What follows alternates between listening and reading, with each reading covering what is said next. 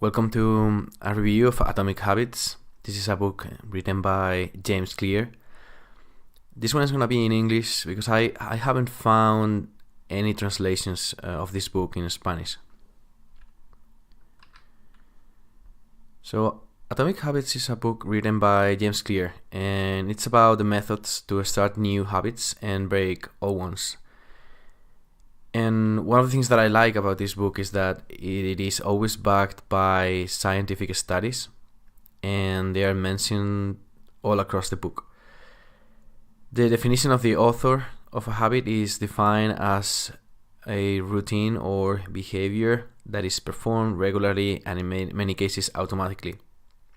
This book proposes a 4-step model of habits: cue, craving, response, and reward. And also proposes 4 laws to change behavior, and these laws are going to refer to each of the 4 steps.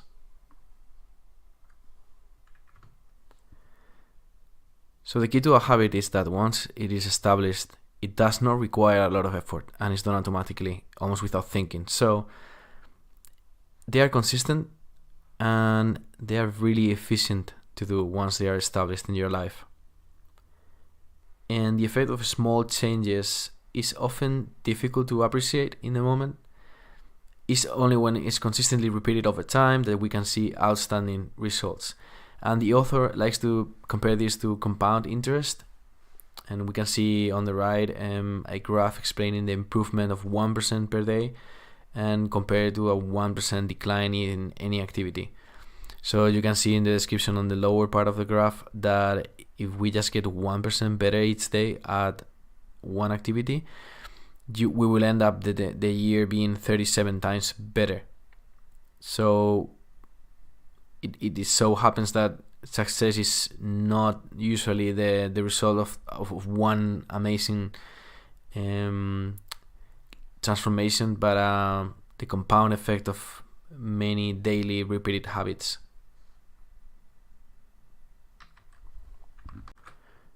So when we start doing something new, or we start doing a new habit, we always expect the results to be proportional to our efforts. We can see in the graph on the right that usually what you think should happen is like a linear progression from the beginning, something proportional to the effort. And what really happens is there's a period in the beginning of no progress, and that's what the author calls valley of disappointment, and then you can see a faster progress than you would expect. Often a habit can be very short, but one of the keys of a habit is that it can act as an entry point for hours of behavior. So here I describe one example, which is that even if the habit is 2 minutes and it's only about changing your clothes when you arrive home and dressing with your workout clothes, that can lead to driving to the gym, actually training there for hours, and even coming back home and cooking something healthier. If you don't do this habit, then you can end up spending the whole evening basically watching Netflix. When you have several positive habits in place, they act as entry points for several hours of positive activity, and you can do them back to back. In the graph on the right, you can see that often what happens is one good choice leads to more good choices, and if you have positive habits in place, especially for the beginning of the day, it's very possible that you end up having a good day all in all. Identity is really important for habits because as there's a part in the book in which the author explains the origin of the word, and that was really interesting to me. Apparently it comes from 2 words in Latin which mean repeated beingness, which is basically what you are often, the things that you do often. And it makes sense, because if you do something every day, it makes sense that you feel like a person that does that. It's like if you train every day, it makes sense for you to think that you're some kind of athlete. Since your habits are actions that are repeated consistently, they happen often in your life, and therefore they shape your identity to a big extent. So if you identify as someone that is lazy and does not care about his or her body, then if you want to exercise, if you want to start a new habit that goes against that identity, this is going to be especially difficult. The author explains it very well in the next clip. You see this in all kinds of areas, right? You get like the band that gets locked into their first album, and then like it's hard for them to create or make something new. Or you have like the manager who's always done it like his way, and that's the way that, you know, the department has to run. And the more locked in you get into that identity, or like the surgeon who, her particular strategy for surgery is like the way to go, even though the up and coming residents want to use some kind of new technology or something. And like that conflict is basically identity conflict at some level, right? It's like, I identify as this kind of person who does this type of thing, and change runs counter to that. And with respect to minimalism, a lot of the items that we have, like you said, oh, people think, oh, maybe it's a big screen TV or a car or something. But really, it's what those things represent, right? It's like, you don't get the Lexus just because you need a car. You get it because it's a status signal, right? Because you think it represents something. It represents the identity that you want to show to the people around you. And so in a lot of ways, the process of behavior change is really identity change, right? Like you're really asking someone to not get rid of something or change a behavior. You're asking them to like see themselves in a new light. And once you can do that, then the process of like getting rid of the car, giving away the TV, that's easy. That's just a logistical thing. Every action is like a vote for the type of person you wish to become. So every time you go to the gym, it convinces you in a way, because you have evidence that you're an athletic person.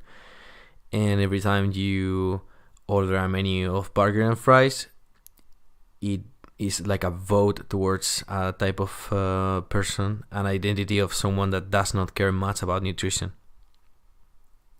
And this works as a feedback loop in which your identity in a way shapes your habits, and your habits are like votes towards one identity.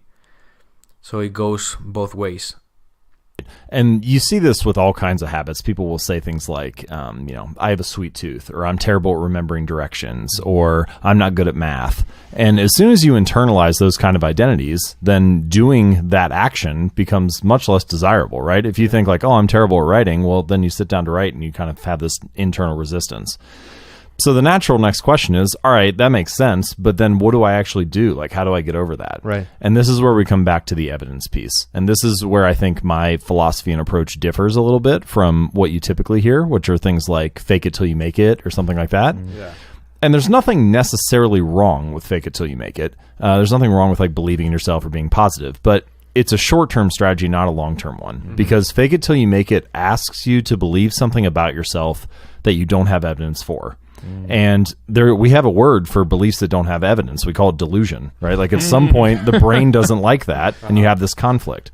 So the way to develop and believe in a new identity, the way to see yourself as a writer, is to cast small votes. Is to cast small votes for that identity.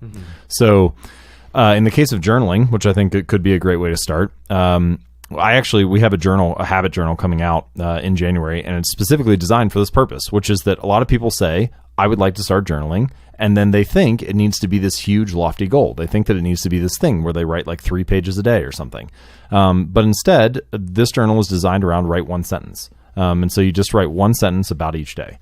And that is a simple way for her to start. And I have a friend who teaches English and is a poet, and his daily writing habit is to write one sentence. And there are many days where he will write a full page, but on the bad days, he still gets one sentence in. If you choose habits that align with the kind of person you want to become, then your identity will change over time towards that kind of person.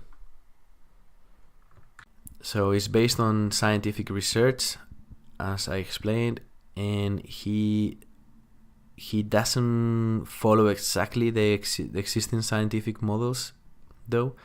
So his proposal is a 4-step model. The first step is cue, which is what triggers the brain to start a behavior. And second, craving. So it's your desire to change your inner state, the way you feel. It can be anything from I want to eat something, or I want to change the temperature of the room, or wear more clothes. The response is the behavior itself, and the reward is what happens when you actually behave that way. If it makes you feel good, like eating chocolate. So here on the right, you have one example of the model, and it would be the description of simply waking up and having a coffee. So first you wake up, that's the cue. That's what makes you want to initiate a habit. The craving is you want to feel alert, and the response is drinking a cup of coffee, which is the behavior itself. And the reward here is you actually satisfied your craving to feel alert. He proposes 4 laws. Each of the laws is associated with one of the steps in his model of habits. So the first law is associated with the cue. And if you make the cue, what triggers the behavior obvious, is very likely that you're going to perform that behavior. So if you design an environment that invites you to do good habits, it's very likely you're going to do that. One example would be placing a book on top of your bedside table. That can help you for sure to read every night. The second law is associated to craving, and it's about making the habit attractive. And that's one of the examples of one thing you can do is do something you enjoy right after finishing a difficult habit as a reward. So next time you think about doing this habit, you're gonna be linking it to the thing you like. The third law is associated to response, and it's all about making it easy. So you want to reduce any frictions to do this habit. And one of the ways is decreasing the number of steps between you and your good habits. You can, for instance, have your working out clothes always ready, so every time you want to go work out, you don't have that additional difficulty to do it. And choosing a gym that is on your way to work, so that when you drive, it's more natural to you to stop there and train, instead of having to actually go literally out of your way to work out. And another one that is very key is to scale down a habit to the minimum. So you don't want to be starting your habit like, say, working out 4 hours on end. You want to start by first establishing it, so it doesn't matter whether you go like even 5 minutes. Once it's established, then you can think of improving it. And the author really explains this very clearly in this podcast. And that's why I think sometimes it can be very useful to scale your habits down so that you stop before it gets difficult. I don't think that's exactly what you should do in the long run, but it's great in the short term. Like journaling. Stop journaling before it gets hard, before it feels like a hassle. Exercise. Do something that feels easy in the beginning. Make it like so easy that you can't say no to it, where you're like, oh, I just want to keep doing this. And then you like start to associate some positive feelings with that habit, and that makes you want to come back. Yeah. The fourth law is associated to reward.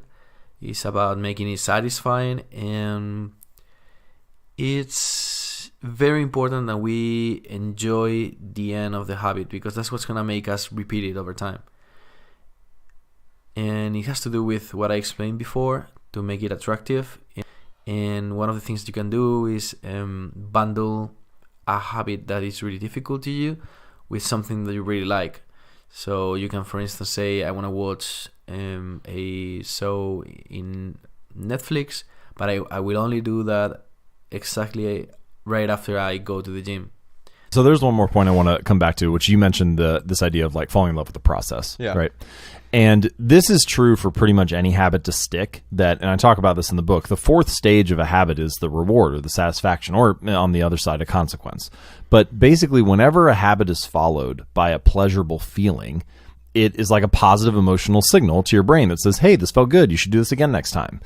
And so what you find are that bad habits form readily because they often provide that immediate satisfaction right away. You know, like if you eat, take a lot of bad habits, like eating a cookie or eating a donut. Pretty much every behavior produces multiple outcomes across time. So like the immediate outcome of eating a cookie is great. It's sugary, it's tasty, it's favorable. The ultimate outcome, if you repeat that habit for 2 months or a year or whatever, is unfavorable. And with good habits, it's often the reverse. Like the immediate outcome of sitting down to write rather than watching Netflix is kind of like unfavorable. You like are forcing yourself to do something you don't really feel like doing, or giving up on something that might be more satisfying. Or the immediate outcome of like going to the gym is effortful and you sweat and, you know, like it's hard work. But the ultimate outcome, if you stick with that habit for 2 months or a year, is favorable. And so a lot of the balance of falling in love with the process of figuring out how to stick with good habits in the long run is how do you take the long-term rewards, that delayed gratification, and pull it into the present moment. Yeah. And I think that people who do that well, who stick to habits for the long run, one of the things that they do that doesn't seem obvious at first glance is they find alternative ways to be satisfied in the moment. So like I just gave that fitness example, right? Like you go to the gym and the immediate outcome is it's kind of effortful and hard. But it doesn't really feel like that to me when I go to the gym. Like I think, oh, I get to see some of my friends and I get to move my body today. And I focus on like how it makes me feel in the moment rather than relieve stress. Right. There are like all these things that happen right away. And if you can shift your attention to the immediate benefit, then it feels like, oh, I'm enjoying the process. And then I also get the long-term benefits of maybe the scale is lighter in 30 days or maybe I'm stronger in 6 months or whatever. Yeah. So it's really not that much about delaying gratification, but about finding alternative ways of immediate satisfaction. Another important thing you can do is to track your progress, because being able to visualize progress is really satisfying. It's one of the best things you can do for yourself. And that's going to make you want to keep building on your previous success. And in order to break bad habits, the author proposes inverting the laws. So regarding the first law associated to Q, instead of making it very visible, you're going to make it invisible. So if you the habit is smoking, you can hide any ashtrays, or you can avoid the worst social situations for a smoker, like, I don't know, going out to the bar on Friday. That's a good example. Regarding the second law, associated to craving, is like how to make the habit as unattractive as possible. It's important to change the way the activity feels while you're doing it. The third law is associated to response. So we want to make it difficult. So the behavior itself, before it was, let's make it as easy as possible. Now you want to actually create a friction to do this activity specifically. And one example is simply removing a TV from the living room. That's going to make you have to change room in order to watch television. Or if you place your PlayStation within a closet, then you are going to have to take it out of there and set it up before you can even perform the habit. So that's going to make it more difficult, and you're going to be doing that less as a result. And the fourth law, associated to the reward, is how can I make this bad habit as unsatisfying as possible? And this is tricky because bad habits usually often feel good to do in the moment and then have consequences much later. So what you can do is have an accountability partner. You can tell someone about your desire to change a habit, and knowing in advance that if you do it, you're going to have to tell someone else, it's going to make it much less satisfying to perform, for sure. As conclusions, I would like to say that I really like how the book is written, because it's really clear and there's no unnecessary detours. There's no unnecessary long descriptions, and it goes straight to the point and trying to make it as actionable as possible. And I really like personally that all the claims in the book are usually backed by scientific evidence, which is mentioned all across the book. And I have tried some of the methods myself. I didn't have the time to try some new ones because I just finished the book, but I'm really looking forward. And I think it's very useful to have a new, fresh perspective of how we really are. And instead of like thinking that we can will our way no matter what surrounds us, it's very important to realize that a supporting environment is really important. So we can focus our energies into designing our environment and changing whatever needs to be changed, or even changing it altogether, instead of constantly trying to push through, and no matter how bad the environment is. So I really recommend checking this book out. And also, I leave down in the description the link to the podcast. It's the Minimalist podcast, and it's really great. It's full of great advice. So thank you all for watching. Until the next time.